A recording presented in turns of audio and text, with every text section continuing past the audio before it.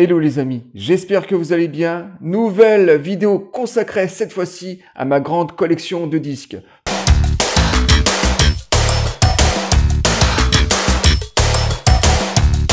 Plus de 4000 pièces au sein de ma collection. Alors, j'ai un style assez éclectique. Bien sûr, le style de musique que je préfère, c'est le rock britannique des années 60 et 70 et toute l'originalité de ces époques.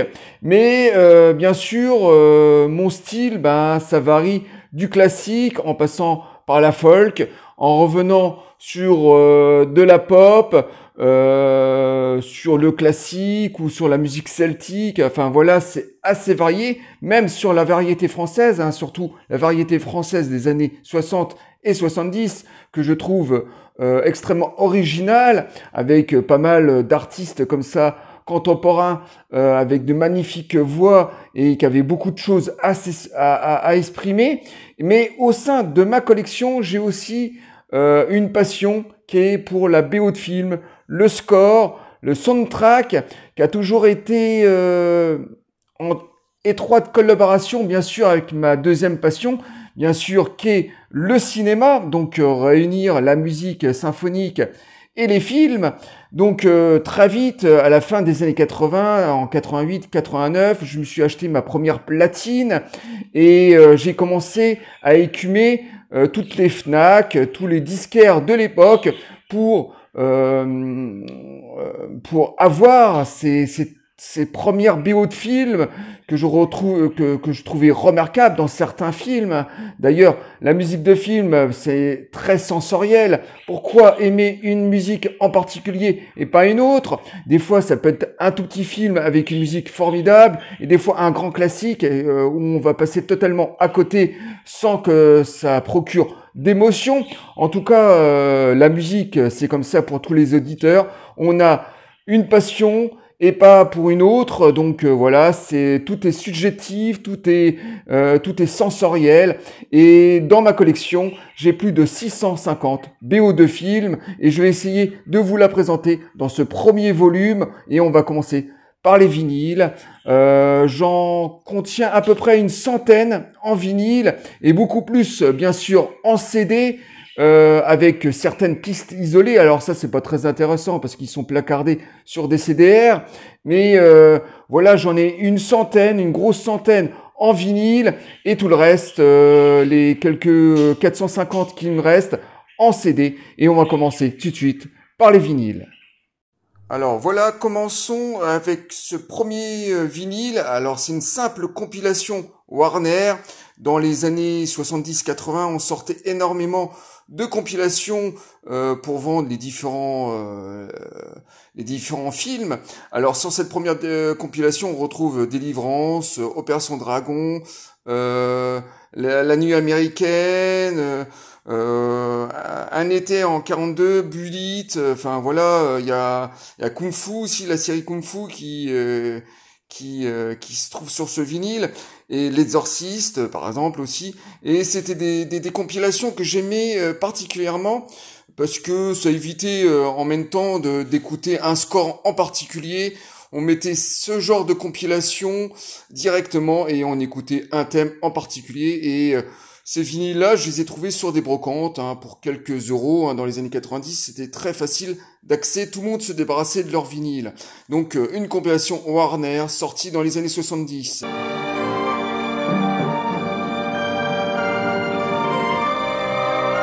Ensuite, une deuxième compilation des années 70 sur le thème bien sûr de la science-fiction, du fantastique et de l'horreur. Donc on retrouve des séries et des films, Les Dents de la Mer, premier du nom de Spielberg, et Les Dents de la Mer deuxième partie, Galactica, le Dracula, Buck Rangers, Tremblement de terre aussi qui se trouve sur ce vinyle.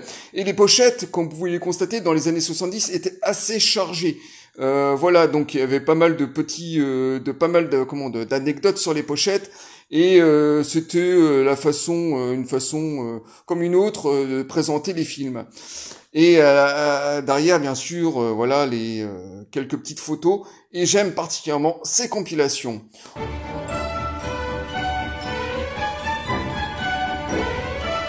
Ensuite, une compilation encore plus ancienne, cette fois-ci sortie à la fin des années 50, avec de grands classiques, des drames, des films d'aventure, des films de guerre, avec cette fois-ci cette compilation toujours chez Warner, Le Pont de la Rivière Kwai, qu'on peut retrouver, Les Canons de Navarone, West End Story, Manfred Lady, Paris Brut-il, voilà, un homme qui en savait trop, alors, des grands classiques de drame américain, avec de la symphonie, avec pas mal de romantisme, donc une compilation très sympathique à écouter.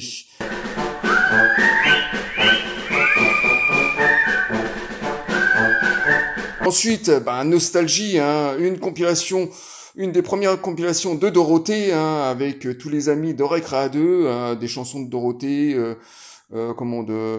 d'Ariane, de Patrick, voilà. Et c'est une petite compilation que j'aime particulièrement parce que au niveau de la musique, c'était assez travaillé. Il y avait des grands auteurs qui se cachaient derrière ces chansons et c'était très sympathique et très facile d'écoute. Donc instant nostalgie.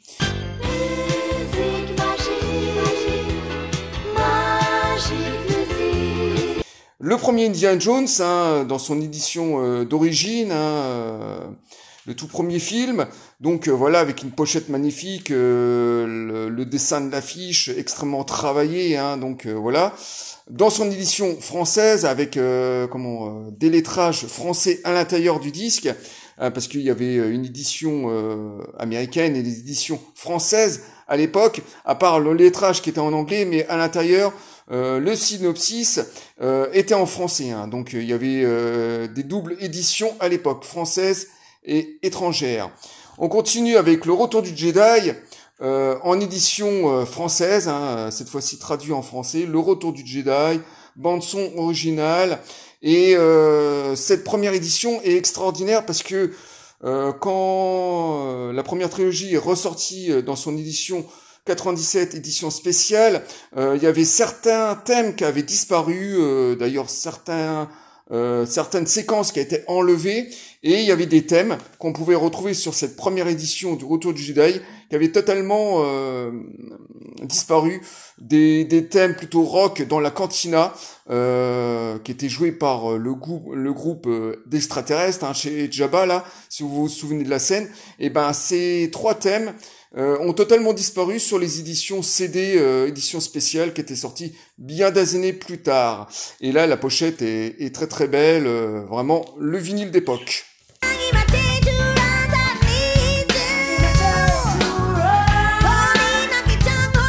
Midnight Express, Giorgio Moroder, dans une réédition. Alors c'est pas le vinyle d'époque parce que la pochette du vinyle d'époque était vraiment magnifique, hein. On voyait Billy Hayes qui lève les mains avec son passeport, et là c'est un portrait en fait, tout simplement, mais le vinyle est identique. D'ailleurs les photos de derrière sont les mêmes sauf en noir et blanc, donc voilà, c'est la petite différence avec l'édition originale.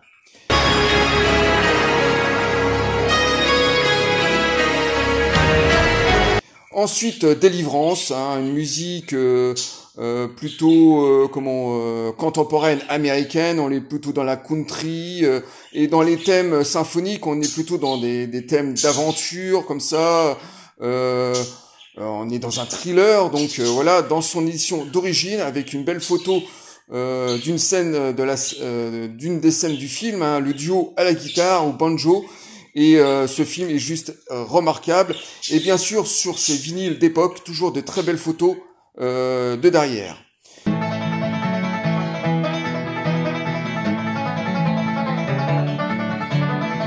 Spaceball, donc un film de Mel Brooks. Alors c'est pas un film que j'aime particulièrement, j'aime pas non plus le cinéma de Mel Brooks, mais j'avais acheté ce score à l'époque parce qu'il y avait pas mal de chansons du groupe de hard rock Van Halen qui interprétait des chansons, et je l'avais acheté uniquement pour Van Halen dans ses titres inédits. Donc voilà, un film que j'aime pas particulièrement, ni Mel Brooks d'ailleurs. Ensuite, on continue avec Carpenter, cette fois-ci avec Christine, sauf que là c'est le vinyle avec tous les titres pop. uniquement, hein. Donc il y a juste le thème, un thème qui était incorporé au vinyle de la musique de Carpenter, mais sinon tous les autres, ben, ce sont des chansons pop des années 60, du rockabilly qui accompagne bien sûr le film, et la pochette est juste magnifique, hein, comme vous pouvez le constater, avec des belles photos à l'arrière. Ensuite, Billy Tiss. Alors Billy Tiss c'était un film érotique des années 70, une musique sympathique de Francis Lay. Alors Francis Lay, lui, c'est plutôt dans le romantisme, on est plus dans le drame, on est plus dans l'expérimentation musicale, il y a un petit peu de clavier électronique et beaucoup de piano à queue, et ça accompagne ce film que j'ai jamais vu d'ailleurs, mais j'ai toujours été marqué par son thème principal, qui est plutôt envoûtant, et typiquement des années 70. Hein. Par contre, là, c'est très marqué les années 70. Ensuite, il était une fois la Révolution, on est chez Ennio Morricone, avec bien sûr le film de Serge Leone. Alors, c'est pas mon préféré de la filmographie de Serge Leone. C'est un film très sympathique, mais c'était un faux western. Hein. On se trouve... ça se situe après ces années de western, bien sûr, et la musique est juste extraordinaire, un mélange de contemporain, de musique western, avec pas mal de thèmes émotionnels, et c'est vraiment le vinyle d'époque, voilà, en édition française, avec les lettrages français, et voilà, c'est un film, une musique sympathique.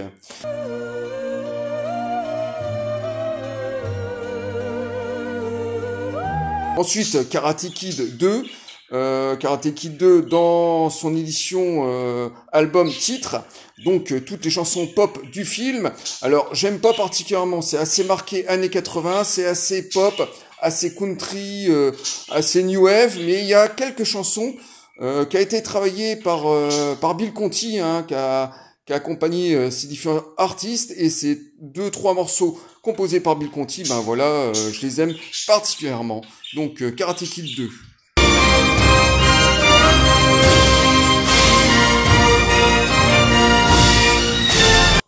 Ensuite, le trou noir, hein, on est chez John Barry, dans une de ses plus belles musiques, hein, j'ose le dire, et dans son édition française, hein, avec le lettrage français, avec cette musique totalement envoûtante, expérimentale, de musique électronique et de symphonique, dans des thèmes assez héroïques. Bien sûr, la signature de John Barry, le romantisme, et bien sûr de très belles photos de derrière. Malheureusement, le vinyle un petit peu court. Ensuite, ben, un des premiers albums de Dorothée, hein, toujours dans la nostalgie. J'aime la fantaisie de ces chansons, de ces petites chansonnettes pleines de joie, de gaieté, et ça fait bien sûr écho à notre jeunesse, avec de beaux dessins du dessinateur Cabu, hein, qui a beaucoup travaillé au sein de Recrea 2, hein. C'était un des animateurs d'ailleurs qui dessinait en direct, et à l'intérieur, voilà, il y a toutes les petits dessins et les textes des différentes chansons, voilà, et un beau portrait de Dorothée. Ensuite, Running Man. Alors Running Man, c'est une musique emprunt aux années 80, on est dans la domination des claviers électroniques, dans l'expérimentation, mais on est aussi dans un score assez d'action, de films d'action comme ça, avec des thèmes assez accrocheurs, avec son thème principal, le même titre, qui est juste extraordinaire. Et c'est un film que j'aime particulièrement. C'est pas le meilleur film de Schwarzenegger, bien sûr, mais une très bonne série B. Ensuite, de nouveau Ennio Morricone dans une de ses premières compilations des années 70. Là, on est dans la compilation de western, donc on retrouve tous les grands classiques de Serge Leone et quelques pépites de films français, bien sûr, et bien sûr derrière toutes les pochettes, parce qu'en fait c'était une collection de vinyles, toutes les pochettes des différents films d'Ennio Morricone, bien sûr, et ça c'était un des tout premiers vinyles que je me suis acheté en 88. Ensuite, un petit passage du côté de Brian De Palma avec Ennio Morricone, avec la musique de ce magnifique film de guerre sur le Vietnam, avec Michael J. Fox et Sean Penn, qui est extraordinaire. Voilà, c'est une musique déchirante, avec beaucoup de drama, avec un orchestre philharmonique qui s'envole totalement dans les violons, enfin dans les orchestres à cuivre et violons, percussions, enfin voilà. On est dans une des plus belles musiques de films de guerre d'Ennio Morricone. Donc voilà, Outrage, un film magnifique.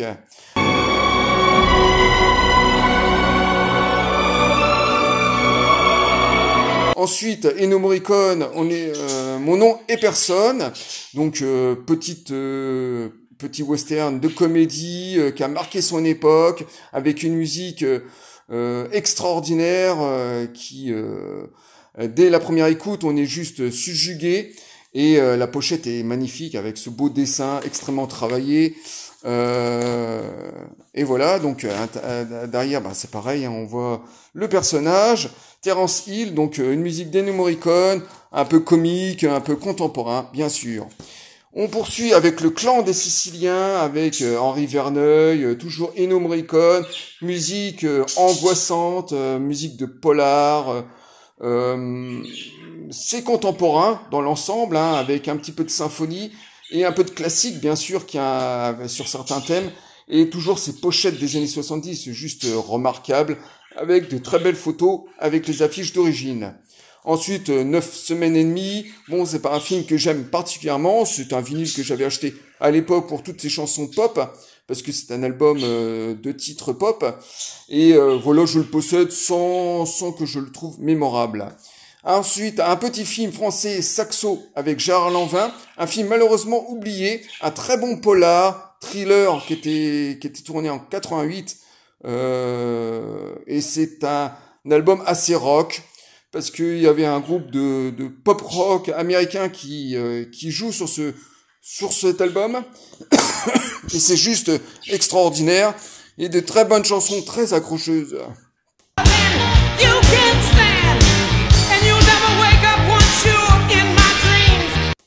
Ensuite, L'Exorciste, hein, donc pas la version de Michael Field, bien sûr, Tuber Rebels, mais la musique symphonique, tous ces thèmes symphoniques qui accompagnent le film. On est chez William Friedkin, bien sûr, et cette musique est juste angoissante. On est à la fois dans la religion, on est aussi dans des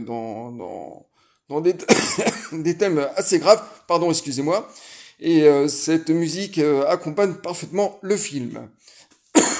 Ensuite, Prince, avec cet album magistral. Prince qui avait composé tout l'album, 10 chansons au total pour accompagner le film de Tim Burton. Toute la folie, toute la créativité de Prince réunie dans ce magnifique vinyle d'époque. Ensuite, Mark Knopfler dans ce film Local Hero. Alors j'ai jamais vu le film, mais la musique est juste extraordinaire. À la fois toute l'imagination de Mark Knopfler avec une petite touche bien sûr Dire Straits au sein même de sa musique. Ensuite, Indiana Jones, la dernière croisade. On est toujours chez John Williams et là c'est une des plus belles musiques. La plus complète, on est dans l'aventure, et puis j'adore son thème final comme ça, la chevauchée des héros là, et c'est une des plus belles musiques de la trilogie Indiana Jones.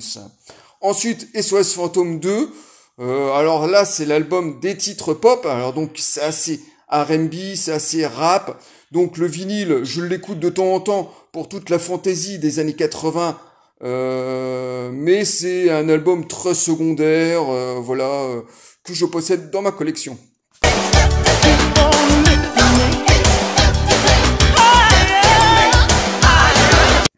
Et pour finir, cette première partie, on va finir par les 7 mercenaires dans son édition d'origine, pas édition française, là c'est la pochette américaine, et c'est une musique typique des années 50. Voilà, on est dans une musique de western, grande symphonie, voilà, orchestre à cuivre et à violon prédominant, voilà, donc on est typique dans le western de l'âge d'or américaine. Enfin, vraiment, c'est le tout dernier film qui a bercé l'âge d'or du western américain. Voilà les amis, je viens de terminer cette première partie consacrée à ma grande collection de scores de musique, de BO de films. J'espère que cette première partie vous intéressera. Il y aura sûrement d'autres parties, bien sûr. J'ai envie de présenter toute ma collection et tout le reste. Alors, dites-moi à travers les commentaires si cette première partie vous aura plu. Et sinon, il y aura une deuxième partie. Alors, voilà les amis, je vous laisse et je vous dis à très bientôt pour une nouvelle vidéo. Bye. Au revoir les amis.